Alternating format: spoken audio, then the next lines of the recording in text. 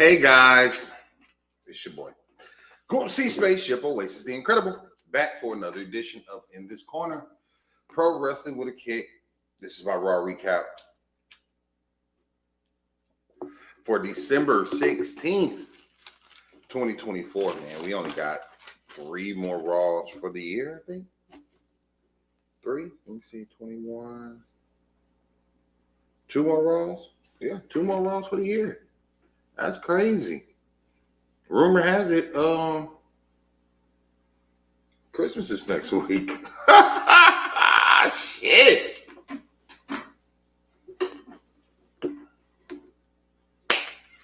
I don't even think about it. I'm being keeping it a buck. Christmas is next week, and it's not even exciting to me. But we here with my phone. We're gonna talk Monday Night Raw. We're gonna talk a little Saturday Night's Main Event. We're gonna get ready for what's going to happen January 6th on the Netflix premiere. We got a couple of matches that they're setting up, and a couple of things I have some questions on. But you know, we started off. The big thing I think for tonight was we're getting CM Punk and Seth Rollins a Netflix premiere instead of WrestleMania. That's crazy to me. I think since CM Punk came back, I think we all felt like that would be a WrestleMania match, a main event match. And Seth made a comment tonight, and it was funny because you're setting this up for Netflix, but unless you're planning on putting CM Punk in a main event, what's up, y'all? Make sure you hit the like, subscribe, all that good stuff. Unless you're planning on putting CM Punk in a main event for WrestleMania, this was his best chance of getting a WrestleMania match, a WrestleMania main event match. And that's what he wants. So it's very weird. So we're going to go ahead and recap tonight, talk about tonight. The show started off, it was coming from Boston. You know, it was in New York over the weekend. I wonder if anybody watched it. I really didn't get to watch it. Or I didn't get to do a watch along. Didn't really want to. I was just coming back from graduation. But thank you to everyone who supported me during graduation, who had some encouraging words. I really wish, before I start this, I really wish I could have liked everybody's post or commented everybody's post, but it was coming in and between graduation and being with friends and family. I just didn't see everything. So if you got offended that I didn't comment or say thank you, fuck you. Okay? Cool. Just wanted to get that out the way. The show started, with people walking in. It showed KO giving Cody a package power driver. And that's a big deal. Because Cody doesn't give KO doesn't give package power drivers. Power drivers, for those wrestling fans that don't know, is a banned move. It is a move that they do not allow anymore. And so him giving that to him. And it was crazy because I watched all the Saturday Night's Main Event, right? And I was waiting on something to happen. I felt like something was going to happen at the end. And nothing happened in the end. When I was watching Denise Salcedo's review, somebody commented like, "Oh, KO jumped him after the match. After the camera started rolling." And I kind of like that because it makes you want to go to social media and see what happened. This is the second time KO has done that. Because the first time was after Bad Blood, right? What's up, Natasha? How you feeling tonight? So Seth Rollins, CM Punk comes out, starts the show.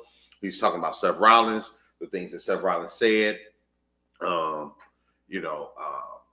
it was crazy because these people are cheering for CM Punk, and I guess they're looking at it as CM Punk had to look out for him. CM Punk looked out for him. And even though CM Punk talked all this mess about WWE and did this, and Seth's position is, dude, when you left, I had to pick up the pieces. I never quit. I never gave up. Woo! What up, Rock? How you feeling, Rock? But CM Punk was kind of trying to incite Seth tonight, and Seth finally came through the crowd, and they threw some barbs, and then they ended up brawling. Seth, I think when Seth told him he would never main event, I think that's what got him. I think when Seth told Punk, I have more main events than you. I think that's what got them to start brawling. They brawled a lot. It kind of gave me the Bronson Reed brawl vibes, right? But they brawled for a long time. In between that, you saw Judgment Day. Finn asked them where they were at on Saturday, helping him and Liv. And you can see Liv and Dom, and you see the division, right? You see Liv, Dom, and Raquel on this side. You see JD, Finn, and Carlito on this side. And Finn and Liv and Raquel and Dom was very sarcastic towards Finn. And you could, they were saying, we can't be out there today. We can't be out there today. We weren't going to be out there. We was handling our business. We were worried about what we were supposed to do. You will win if you listen to Finn. I think that was the slogan. And they said it very sarcastic. I said, they don't give a fuck about that boy no more. And I'm interested in what's going to happen because, the Judgment Day kind of turned on Priest. You can't really have Finn turn good guy now, can you? And that's been my big thing. And I don't want Liv and them to be good. Maybe they just break away and become two different entities, and they still stay heels. Because I don't see anybody in Judgment Day becoming a face right now. From there, you have the Intercontinental title match. Ludwig Kaiser versus Braun Breaker. It was a very good match.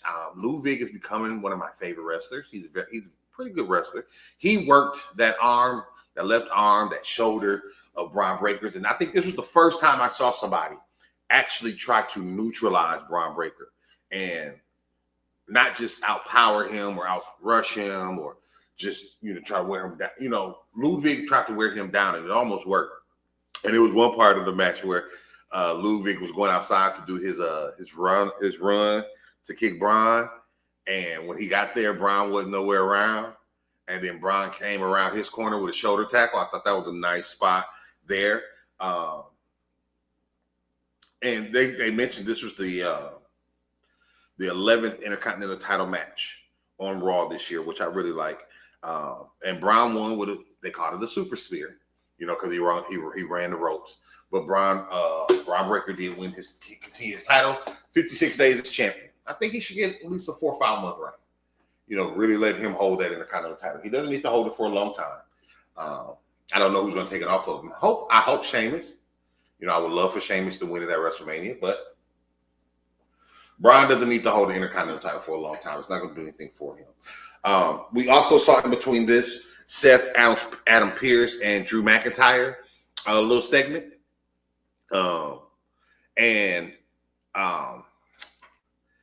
Drew, there was a rumor that Drew, Seth, and Kevin KO was going to get together, right, and make like a team. But Seth tells Drew, "You're not my friend, bro. I ain't got no respect for you. Like, no, don't come over here. Don't come over here trying to do the enemy of my enemy is my friend type shit, right? Like, no, this beef I got with Roman and shit is different from what I got with you. I'm going to whoop CM Punk, what you could not do." And it was, I want to see what happens with this because this was the first time that they were able to talk civilized to each other. I think all year, right? And so Drew kind of gave him a look like, yeah, okay, whatever. He still has plans. So we're going to see what happens with that. New Day, after the match, you saw New Day talking to Ray. They wouldn't let him in the locker room. He told him to find a new locker room. And I don't want Kofi and Xavier to get stale saying the same shit. Oh, you too? After 10 years? Nigga, yes, after 10 years. We're not on your side with this, bro. The way y'all did Big E was fucked up. I don't care that we cheer for y'all for 10 years because if you want to be real, we didn't like you all 10 of those years. Y'all got booed. Y'all got booed within that time frame too, cuz. So don't do that. So, they're a little salty. They recapped the KO, Cody from Saturday Night's main event. Saturday Night main event was okay to me. It seemed quick. All the matches seemed quick. The Chelsea Green Meechin match was probably the botchiest, but it was also with the best result because Chelsea Green winning the U.S. title. The KO Cody match was okay. Let me tell you, I am a wrestling fan who believes the jobber matches should mean something. Because when you have matches like Cody and KO, which should mean a lot, It just feels like another SmackDown match. It feels like another PLE match, right? And so, while it was a good match, the best part of it we didn't even get to see on TV. And Cody using the word, they hyped it up about Cody using the chair for the crossroads. But if you really look at it, Cody hit that chair more than KO did. Cody back got that chair. The crossroads is not a good move to use a chair with, because you landed on your back, cuz his face is this way. It's not something where he's landing on the chair. So, they recapped that.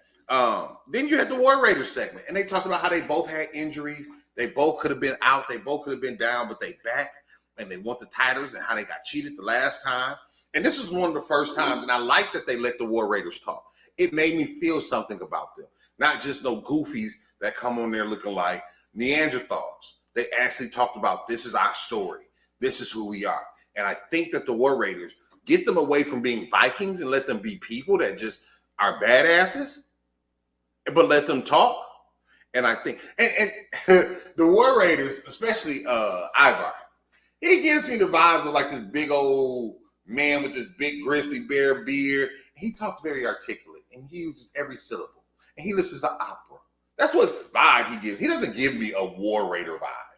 He looks like a War Raider, but he don't talk like a War Raider. He talks like a fucking scholar, like a lawyer that wears his beard and a ponytail type shit, right?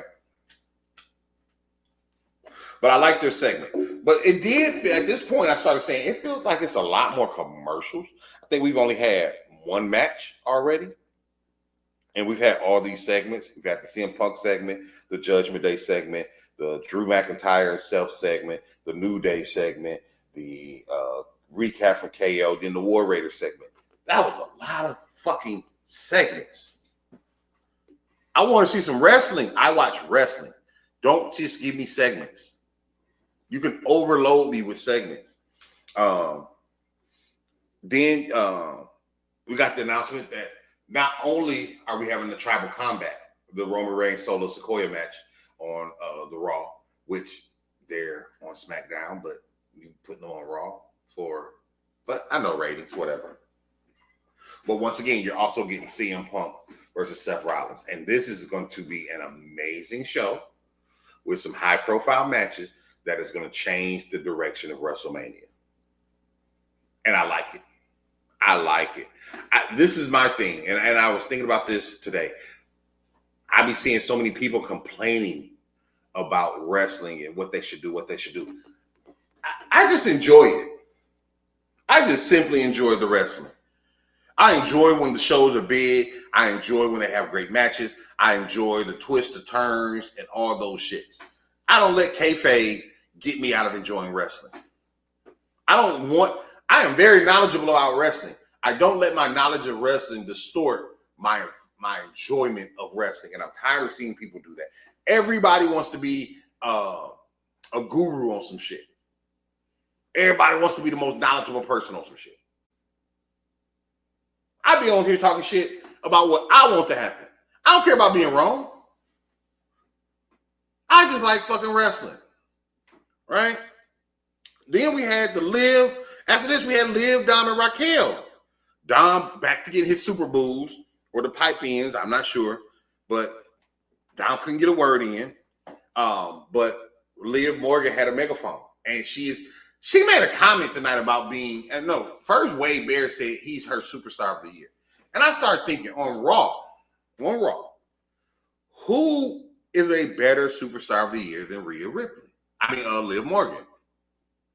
Because Rhea's been out, Becky's been out, Jey Uso maybe, Braun Breaker maybe, but they lost a lot of matches. Drew lost, Sammy lost, maybe Gunther, maybe Priest for superstar of the year. Because Priest really redefined who he was. But today was a day where I also saw Liv and I said, I don't like her, which is a good thing. She wasn't annoying. She's just playing her character. And she's getting over with me. And I started thinking she might not be superstar of the year, but I can see her in second, third place on the Raw side, which ain't bad. But then Rhea comes out. What's up with it, Dro? Rhea comes out. Rhea talks her shit. We probably will get that match again as well on the 6th on Netflix. And that's when Rhea will probably take the title. I could see a lot of titles changing hands if they have title matches or whatever title matches they have. I could see them changing hands on that January 6th. Like I say, shifting things, getting things ready for the Royal Rumble. Everything else before the Royal Rumble, and I would even say before, with the Royal Rumble included, that gets things together for WrestleMania. So whatever happens before then doesn't really fucking matter. Unless it's going to play into WrestleMania. So Rhea comes out. They try to, so she talks her shit. Raquel stays in the ring because she has a triple threat match. They try to get a Rollins interview in, but you see Sammy and Drew fighting in the background. Still fighting. Sammy, you got your ass whooped on Saturday. Why are you still trying to fight Drew? I guess they're going to let that feud fester a little longer, which I don't have a problem with it. They need to have something. Like I say, these are all holdovers. A lot of these feuds will end by Royal Rumble, so I'm not tripped about that. You had your Intercontinental title tournament match with Zoe versus Raquel versus Caden. Before that, you had your Cross and Miz segment. Miz is fighting Dexter Lumis next week, and Miz is getting bullied by Karrion Kross. And Karrion Kross made a comment like, once you make a deal with the devil, you can't go back. So this is the first time you really saw that Karrion Kross don't give a shit about Miz. They're not a team. They're not a unit. And it's really because Miz is being a hoe. Miz is like, I don't want to fight them. We're done. We beat them. Yeah. Miz, you're a champion. You're the Miz. Come on. Now, let me talk about this triple threat Intercontinental title match. First of all, I just hope, to God, that Natalya does not win. I hate Natalya. Hope she doesn't win. But Kaden Carter showed some chops tonight. She was really good. She reminded me when B-Fab was in the U.S. tournament. They haven't really got a lot of single chances, but Kaden had a lot of moves tonight. She had a very good showing. Zoe did too. Zoe Starks had a very good showing. Raquel was there, and I thought Raquel was going to win. I thought Raquel might have been her or right now I'm going with Lyra Valkyria to win the Intercontinental title. But I thought Raquel was going to win, but Zoe won. Zoe Starks won, but she put a 360, a Z360 on Kaden. It was horrible. It was a horrible Z360. But she got the win, so she moves on to the next round. And then later on, you see her and PFC kind of close Kairi Sane's arm in the what's that thing? A little chest in the background, in the back. And so trying to prevent her because Kairi Sane still has to fight. I think it's her, Alba Fire, and Natalya. That'll probably be next week. But it was a really good match. And I'm liking, they need to let the Raw women wrestle a little bit more. They need to let the Raw women shine a little more and not have the same matches because they were getting boring. Because for this whole year, your women's division had pretty much been focused on Becky and Rhea and Liv. That's it. Io's getting in a little bit, Raquel's getting in a little bit, but that's been the main thing. And you haven't really built up new challengers or people that we can believe. Like Zelina, you gave Zelina matches, but I don't believe Zelina. Zelina's probably Natalya and Zelina are my two least favorite female wrestlers right now. Just being honest. So, then you had Alpha Academy with the Truth and Pete Dunne. Truth like, Butch, please. That was funny. And him and Pete Dunne gonna end up wrestling again. And then Chad Gable comes out talking that mess to Otis. So Otis tells him to shut up. But now I think they're going back.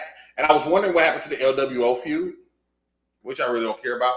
But I think we're going to go back to a Chad Gable and Otis feud, which I really like. Gable said he's going to start the demise of American Alpha with Tozawa. I also think if Alpha Academy gets another member, I think that'd be good for them because right now they're just like a jobber tag team. Or if Otis gets the nuts to do what he's supposed to do. And then you had New Day back there, and they got their different clothes on, and they were still complaining and crying, whining ass bitches. And then that's when you see PLC and Damage Control. Then you have the tag team championships, and the War Raiders came out. They had a lot of energy. They had a little fire. I kind of felt like they was going to win. I did not know Damian Priest. I don't know why I didn't think Damian Priest was going to interfere in the match. But it was a good match. It was a good, solid match. I'm happy to get the titles off Judgment Day. I want to see what's going to be next for them now since they don't have the titles. But and hopefully the War Raiders can get some matches. I love to see War Raiders versus AOP or War Raiders versus the Creed. Right now, we're thinking the War Raiders might lose to New Day, might lose the titles to Kofi and Xavier Woods. And that'd be dope if they lose it with Odyssey Jones coming back, right? So, but the War Raiders did win. And so we have new tag team champions. Nah, I have no complaints about it. It was an okay show of Raw. As you can see, it was kind of quick. And I think it was kind of quick because there wasn't a lot of matches. It was just a lot of segments. And when I hear the segments, I listen to some of the words, but I just kind of pay attention to them. I don't try to write out everything. And I know there's probably some things, and I usually go cook or whatever I was cooking today. So there may be some things I might miss on the screen. This Raw, I'm going to give this Raw 2.5 ships. Was not my favorite Raw of the year. It was not my favorite Raw of the year. We only had 3 matches. Now, the 3 matches were pretty good, though. But I just didn't like the amount of segments we had. It was a quick show, but it didn't feel like cohesively put together. Where's Jey Uso? We haven't seen Jey since he got smashed by Drew McIntyre either. So I mean, it was cool. It was a pretty cool show. But I'm gonna give it about 2.5 ships. It wasn't something that's just super memorable. It may end up being a memorable show. Like I said, we did get the announcement of CM Punk and Seth Rollins for Netflix. We got a new tag team champion. We had somebody advancing the Intercontinental title. We had a good Intercontinental match. But nothing still ain't happened with the New Day. Tired of Liv and Rhea, right? Gable and American Alpha or Alpha Academy, that was kind of fun. The Seth and Drew interaction was kind of fun, but whatever, But we're gonna see what wrestling got for us this week, man. What's y'all thoughts? How y'all think about it? Put it in the comments. Make sure you hit the like button, the hearts button. Make sure you subscribe. Make sure you check us out this Thursday for DY Radio Thursday Night House Party. Y'all know who it is. It's your boy, Spaceship Oasis, the Incredible. And as always, I'm out to stay, man. Peace. Oh. Let me get the song out. I didn't even get the song together, y'all. Please forgive me. Ooh. But he ain't listen to me. But he ain't listen to me. But he ain't listen to me. I tried to talk to him. He ain't listen to me. But he ain't listen to me. But he ain't listen to me. But he ain't listen to me.